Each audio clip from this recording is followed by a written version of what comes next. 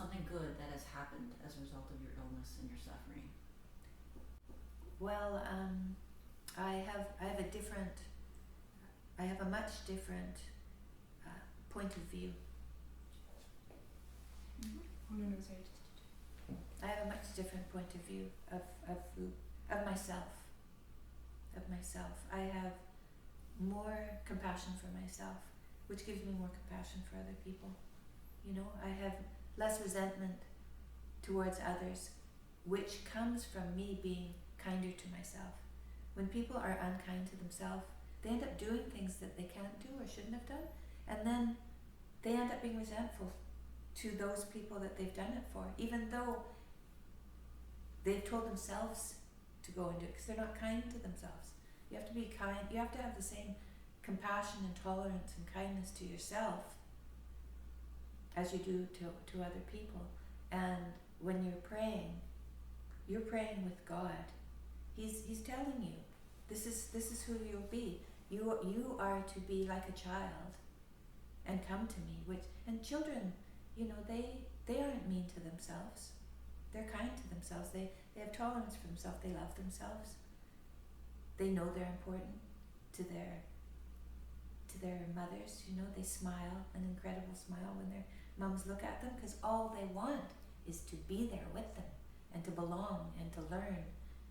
And if we come to Jesus as children, then we're coming to Jesus as people who are kind and loving and tolerant. And the whole idea is service. But you can't go and give proper service if you're not serving yourself the way that you have to. Otherwise, it comes out wrong. And it's damaging. And that's not service. Right? So I know I have a neighbor who's a very angry person. And I feel for her, because I know she's, as hard as she is on me, she's harder on herself. And that's so sad. Right? So when I see suffering, I know, when you see these guys on the street, you know, and they're yelling, and they're tormented, just think what they're like inside. It's so sad, and they are without our Savior, you know, they're not aware, full of ego. Yeah. God's here, we're here. Right? Always. As soon as we think we're here, we got it wrong. We got it wrong. Things just don't go well when you're up high. I think after you got better, you mentioned that because of your cure, you're going to do something. I'm going to always share.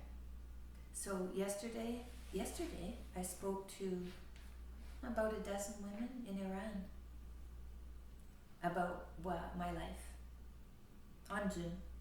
On Zoom. You can do all that now because of Zoom, right? And I was in a meeting, and someone asked if I would share. I said yes. I said I prayed to God when I was sick. I said, if you let me live, I'm going to share. Whatever you want me to share, I'll share. And I never used to share at all. No. In fact, tomorrow I go for a scan of my abdomen. And so yesterday, I was feeling a little like hiding, right? So I was visiting my husband. I wouldn't sit with him. I'd sit by him, but I wouldn't sit with him. And I'm like, I didn't know what was going on. And then I thought, you know, I need some people to take my place for a while. I'm doing too much, right? I'm doing too much. So I have to make sure I get help. So I reached out to my son, who's making a schedule of people to visit my husband.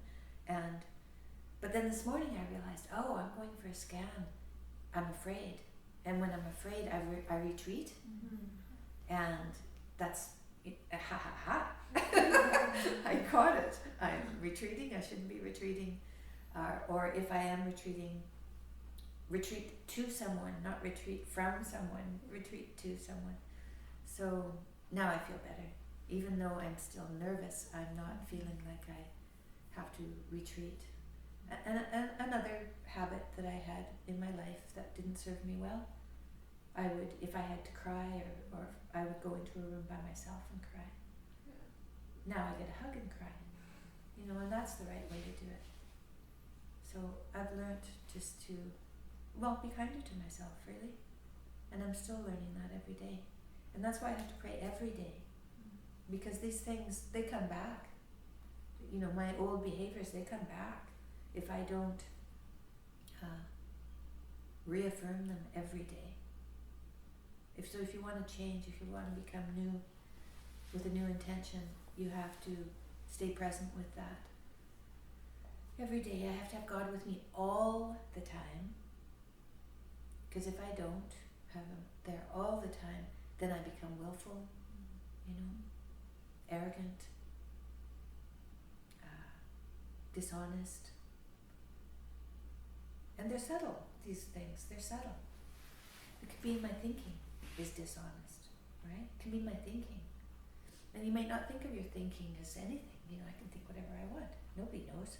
But yeah, God knows. And so you know. And so it flavors who you are if you're thinking the wrong way. I mean, you see these people walking on the street, they're thinking the way they shouldn't be thinking, and it's torture. So you can torture yourself and nobody will know. But that doesn't make it okay. That's definitely not okay.